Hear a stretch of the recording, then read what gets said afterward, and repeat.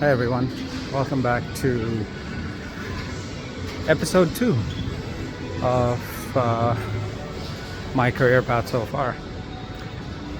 At the end of the last video, I mentioned that there had been an ad that had appeared in the Dawn newspaper in Karachi from Reckitt Colman, a company that later became Reckitt Benkiser.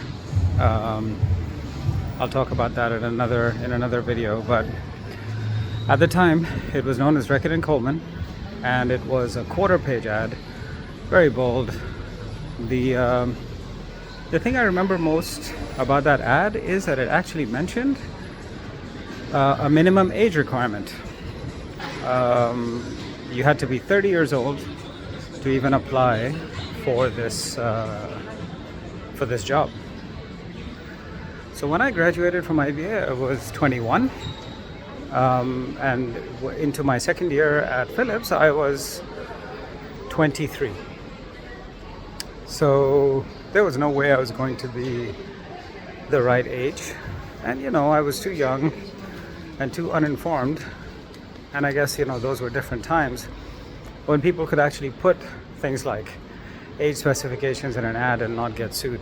So anyway, the job sounded really interesting, and as I had mentioned in the last video, I was getting a bit bored at Philips. There was not really much more for me to do there, so I sent in my application, wrote out a CV. It was a very short CV, but I wrote it out nevertheless, and I sent it in.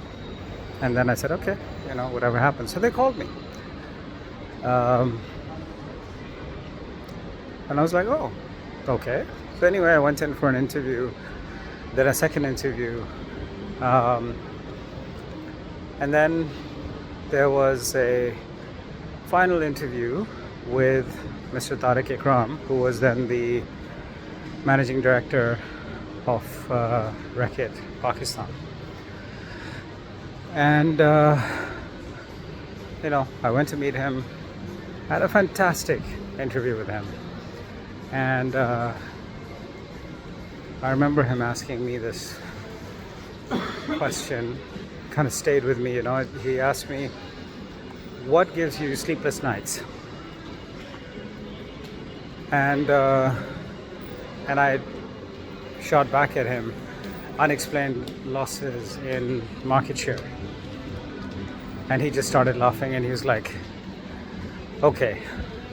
And then he actually wrote on my CV, I saw it, he wrote on my CV, hire this man. So that's how I got the job at Reckitt. And so I resigned from Philips, served out my notice period, and then October 3rd, 1993, I had my first day at Reckitt Colman Pakistan. However, something very significant happened on October 2nd. I met the person that I was going to marry. And so when I started at Reckitt, I was a little distracted, young love and all that. Anyway, the joining date and my falling in love coincided dramatically, and so when I started at Reckitt, I was a bit distracted. We actually, at the time I started, we were in an old building called Nelson Chambers on IH Chandriga Road in Karachi, and within a month or so we were moving to brand new offices in State Life Building 11 in Sadr. We had 3 really nice floors there. Marketing team sat on the penultimate 13th floor, and then the executive team sat on the 12th, and then the 11th was procurement and HR and other shared resources, plus a lunchroom. So really nice offices, done up very nicely.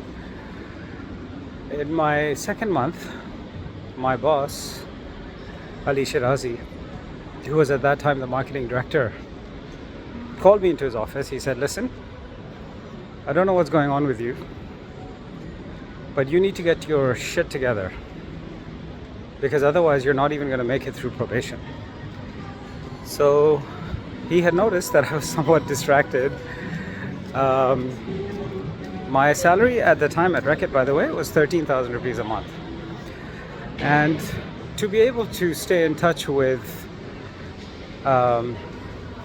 this new person in my life, I had actually gone out and bought a cell phone, a mobile phone.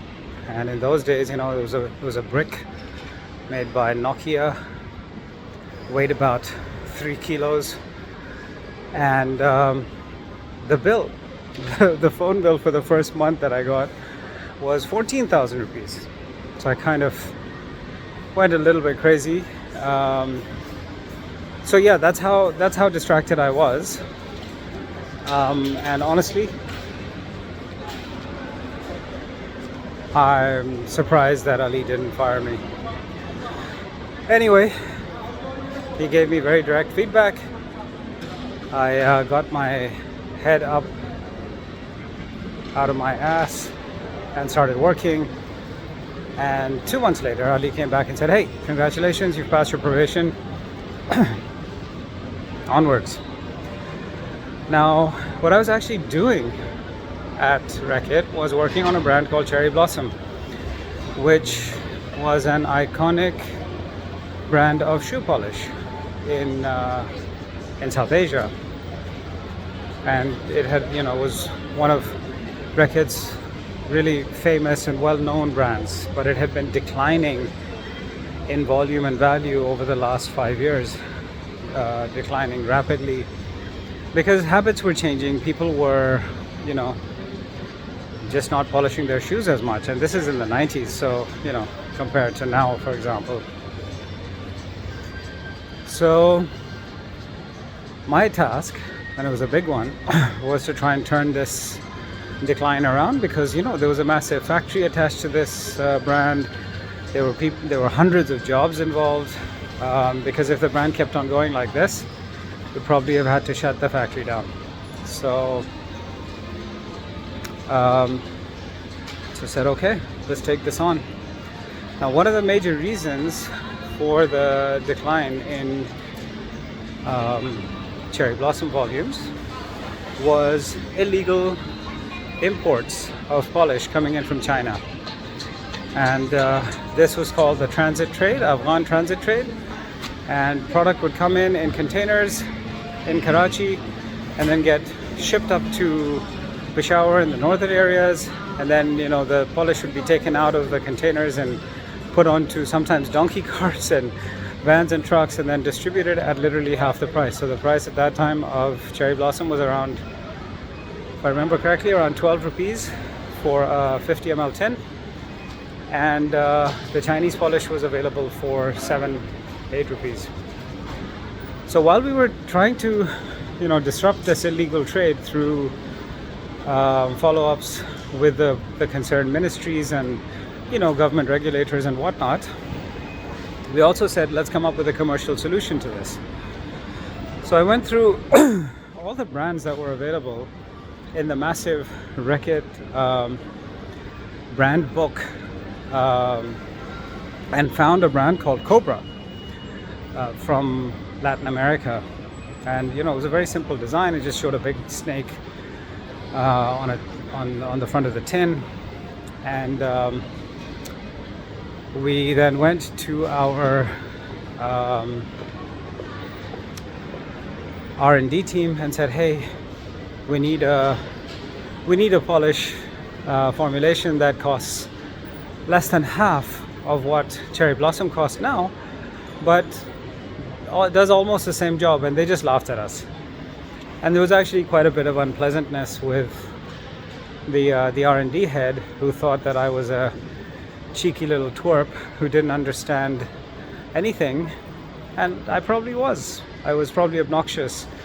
But what Mr. Tariq Ikram had done is he had put a massive, like 4 feet by 5 feet set of numerals on the outside of his office, which was basically a calendar countdown that was taking place.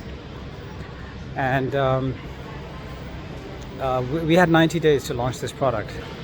And the average launch time for Reckitt Colman Pakistan in those days was 18 months.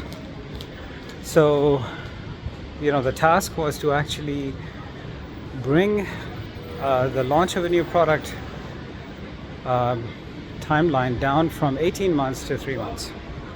It's quite an ask. So Tariq had actually given me a letter that said,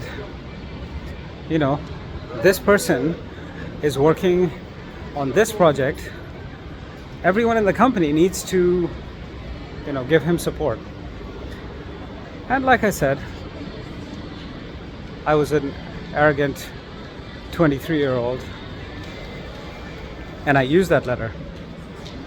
So the end result was, got into a major row with the head of R&D, who said this is impossible. And then I asked him to call Tariq, and basically Tariq realigned his expectations. And we then put a lot of products into parallel development and testing, including accelerated heat testing. And the end result was that we actually had a formulation in 3 months.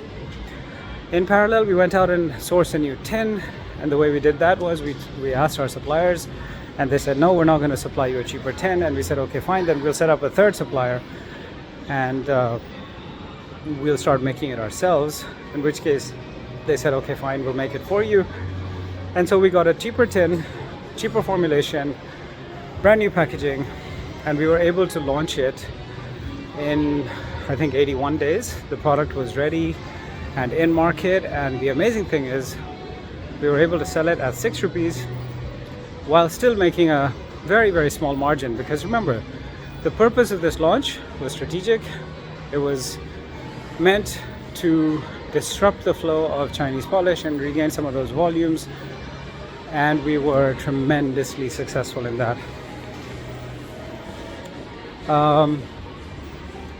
What else?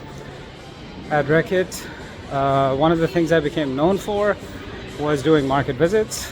I think at the time we had about 220 distributors and sub-distributors all over the country, and I visited every single one.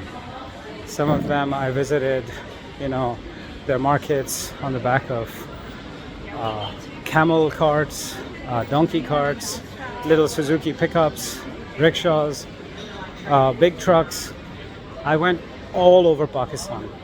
I spent nights in barns, in places where there were no hotels, there were no rooms for rent at all.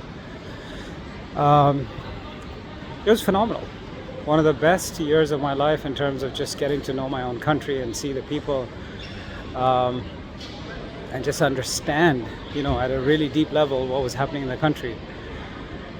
And as a result, the sales team realized that, they couldn't bullshit me, because when they talked about a village or a city where some competitive activity was taking place, I had been there with them. So they knew that I would call them on it. And so this happened, several times. And finally, I got to the point where I would just show up randomly in problem areas, do my own market visit, come to my own conclusions, and then, get together with the sales guys and fix that problem, whatever it was. It was phenomenal. But that's one of the things I became known for at that time. And so, life was going great. I was having a fantastic time, learning loads, getting to work with Tariq, and, Ali Shirazi, the rest of the marketing team at that time, Momin, Junaid, Amir, so many, as more names come to me, I'll mention those people. But great bunch of guys, working really together as a as a team, very supportive. So at the end of my second year, I met with a deep disappointment. One of my colleagues had been working on the acquisition plan for a local manufacturer of pest control products, because we were getting into the pest control category, and this guy was leading it, and he did a phenomenal job. I had been working really hard too, but at the end of December he got the promotion. I didn't, and I congratulated him, but I was deeply disappointed. And I said, okay, what else can I do? Like, what more can I do? And towards the end of that second year, I was getting ready to get married.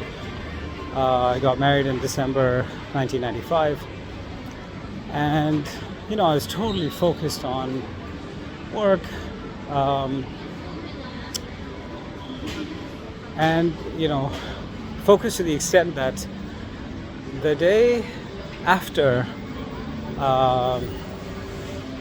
we got married, my wife and I are still at the hotel in the morning, and I got a call from the then head of department,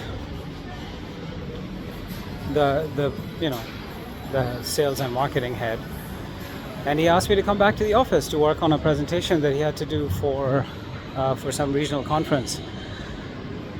And I did. I asked my wife to go home with my family, and I told her I have to go back to the office. One of my deepest regrets. I should have told him to go F himself. Politely, of course, but I should not have. I should not have done it. I was deeply disappointed in myself. But anyway, I went, did the work. Nothing happened. Now, in those days, Reckitt was part of the South Asia group. So we, India, Pakistan, Bangladesh, Sri Lanka, we would get together quarterly or semi-annually for meetings in different countries. So, for example, we went to India a few times, we went to Nepal, Bangladesh, and so on. They came to Karachi, which was amazing. We hosted everyone as well. So, in the summer of 1996, now I'm married, trying to enjoy married life while staying focused on work, which is always hard, as you know.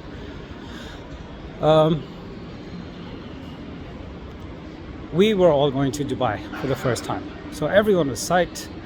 Everyone was like, oh man, we're gonna apply for jobs, and here I'm updating my CV, and I just looked at these people and I was like, man,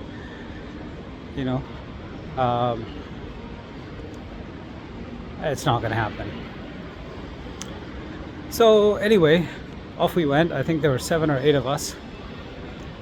We went off to Dubai for these regional meetings. It was supposed to last a week. And I was really excited because I love these travels. You got to stay at a 5-star hotel.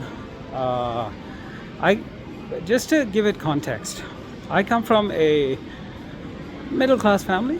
I mean, we're middle class now. Then we were probably lower middle class. I grew up in a multi-family home. And by multi-family, I mean, lots of aunts and uncles and their kids living in the same house. My family of 4 had a room to ourselves. So that's how we grew up. Lots of cousins around, lots of laughter and fighting and bickering and, all of the stuff that comes with 25, 30 people living in one house. But that's how we grew up. We didn't know any different. I grew up in North Nazimabad, Block D, North Nazimabad. If anyone wants to verify, or if anyone knows the area, it's at the junction of Masjid Tayyaba and Northern Park, right? Very middle-class neighborhood. And so for me, there were no club memberships, there were no social clubs that we could go to. I didn't have any gyms that I could join at the time. Um, so every time we traveled, I used to really maximize what I could get out of the hotel facilities. Like, I would use the gym every day. I would use the pool every day. I would use every single facility available in the hotel to the max because, it was an incredible luxury. So my plan when I got to Dubai was exactly that. Just go straight to the gym, basically, or the pool. And so on day one, the conference starts. I am, during lunch, everyone's at the buffet. I'm in the swimming pool on the rooftop of the old Jumeirah Beach Hotel. So for those of you who don't know, the current Jumeirah Beach, the beautiful Wave Hotel next to the Burj Al Arab, used to be another hotel called the Jumeirah Beach, much smaller and blockier and more traditional, but still, 5-star hotel. And on its rooftop, they had an amazing pool. So I'm in the pool doing laps, and there's a guy in the pool also doing laps, slightly older than me, maybe 28, 29. And we stop, say hi, as people do. And he says, "Hey, so what do you do?" And I said, "I'm a product manager at Reckitt Colman." And he started laughing. He said, "Get out of here." And I was like, "What?" And he goes, "I'm a product manager at Reckitt Colman." I was like, "Get out of here, you're pulling my leg." I thought it was some, British weird sense of humor thing that I didn't understand. But it turns out he was one of the team that came out from the UK to actually open the J&J Dubai office in Jebel Ali. So he's like, "Hey, so what do you do actually?" So I told him I work on, cherry blossom, blah, blah, blah. He said, "Hey, man, listen, I'm going back to England. My girlfriend hates it here. And, we're gonna go back. So do you want to take my spot?" So I just started laughing. I was like, "Oh, man, he's just being polite, So anyway, I said, "Yeah, sure." He said, "Do you have a CV?" And I said, "No." He said, "Can you make a CV?" I said, "Yeah, of course I can make a CV." So he said, "Okay, this is my room number. Drop your CV to me as soon as you can." So the whole afternoon I'm, sitting in the conference, but I'm actually drafting my one-page CV. At that time I'd been working for all of 5 years, so, it wasn't a very long CV. But anyway, right after the conference, ran down to the business center, typed it up in the word processing program, and printed it out, put it into an envelope, and dropped it off at reception for him. One of my regrets in life is that I lost touch with this guy. I can't remember his name. He just, you know what they say about the kindness of strangers? I owe him. I owe him. So I have spent my whole life trying to pay it forward. I try and help as many people as I can, whenever I can, because of the actions of people like him and many others who've helped me along my journey as well. So anyway, I didn't see him after that. 2 days later, I'm in the gym in the evening after conference, and he's like, "Hey, Omar, there you are. I gave your CV to Ken." Ken was the general manager who had moved out and was leading the team. And he really wants to talk to you, but he's going on vacation tomorrow. He'll be back in 2 weeks. And then he'll give you a call. So I was like, "Oh, man, you're so kind, I can still remember that feeling of gratitude today, because who does that? How many people do you know who've gone out of their way like that to help someone? So anyway, I thanked him profusely, and then, a couple of days later, the conference is over. We're heading back to Karachi, and everyone's on the plane, and they're like, "Oh, I gave my CV at 5 places, and I did 2 interviews, and I did this." I just kept quiet. I mean, what am I going to tell them? I met a British guy in the pool, and I gave him my CV. What the hell kind of a story is that? they would have just laughed at me anyway. So anyway, went back to Karachi, got back to work, and completely forgot about the whole thing, because when you're busy, you're busy. So I want to say about 3 weeks later, this would have probably been in August, I get a call on my desk phone, because in those days desk phones were a thing. And it's Ken Newman from Dubai. He's like, "Hey Omar, seen your CV, don't really need to interview you because you're from the system, you understand how Reckitt works, you know the brands, so I'd love to make you an offer." And I literally fell out of my chair. So he said, "Okay, I'm going to send you an offer. I'm going to send your offer to HR." And I said, whoa, hold on a minute, man. I haven't spoken to anybody. I haven't aligned my boss. I haven't aligned the MD. Let me go talk to them. He said, "Okay, I'll give you a day. Go talk to them, and then I'll send the offer." I said, "Okay, fine." And so I literally ran down the stairs. I remember literally jumping the stairs 2 or 3 steps at a time to get from the 13th floor to the 11th floor, because I knew it was lunchtime and Tariq would be coming out of the lunchroom. And sure enough, I screeched to a halt in front of Tariq, and he was standing there with the operations director on one side and the HR director on the other side. And I asked him, I said, "Tariq, this opportunity's come up and I would love to go, but what do you think? Does and he looked up into the air for just a second, and he said, "I think it's a fantastic idea. I think you should go for sure." And I can still remember that feeling today. Remember, guys, this is 1996 we're talking about. Okay? Nearly 28 years ago? Around this time, 28 years ago actually. And yet I can remember the feeling, the thrill of excitement that ran through me when I heard this. And of course, after Tariq had said yes, no one could say no. So I went back and I waited. A couple of days later, I got an email confirming the offer, and this was 8,000 dirhams plus company accommodation. I mean, having done my own math a little bit, I would have gone for 5,000 dirhams all in, But this was a 2-bedroom, fully furnished apartment, along with, an 8,000 dirham salary. And I was like, holy crap. So anyway, signed the offer letter, sent it back, and then waited. And nothing happened. And about a week later, or 2 weeks later, Ken called me again. He said, "Omar, where are you?" And I said, "I'm in Karachi, Ken." He said, "Yes, I can hear that because I'm calling you on your desk line and you're still there. So why are you there?" And I said, "Ken,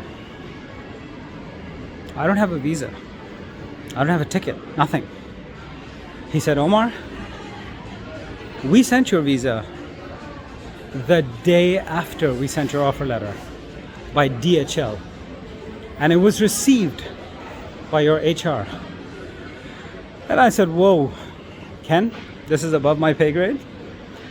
I haven't gotten anything from HR, no even intimation that such a thing has been received, nothing." So he said, "Omar, this is not on you. Stay at your desk." And I was like, "Sure." Literally 5 minutes later, the HR director comes running up. Like I can hear his running feet clearly. And he screeches to a halt outside my cubicle and says, "Omar, good news. Your visa just arrived." And I just looked at him. I said, "Oh yeah? Thanks. You can leave it on the table." And he's like, "You're not very excited." I was like, "Yeah, it is what it is." So this guy had got my visa 2 weeks ago and was sitting on it, hoping that something would go wrong. I mean, with friends like this, right? This was my biggest learning, that people you think are your friends may know, may not want the best for you. And people who you think of only as, acquaintances might turn out to be your biggest supporters and fans. It is what it is. And this learning was magnified 100-fold when people found out that I was actually moving to Dubai. People that I thought were my friends would see me coming and they would just walk away. They would literally just walk away, saying, "Tumhari to lottery nikal gayi hai," which means you've won the lottery. So basically, fuck off. And I was like, dude, anyway, like I said, you find out who your friends really are when you do something of meaning in life. And you know what? It makes you stronger because you realize that you don't need those people in your life. They were never your friends. So, build yourself up, be confident in what you're doing, and do what you need to do. And then, literally 2 weeks later, I was on a plane heading to Dubai. So we'll talk about that next stage in the next video. I hope you found this interesting, and I'll see you soon.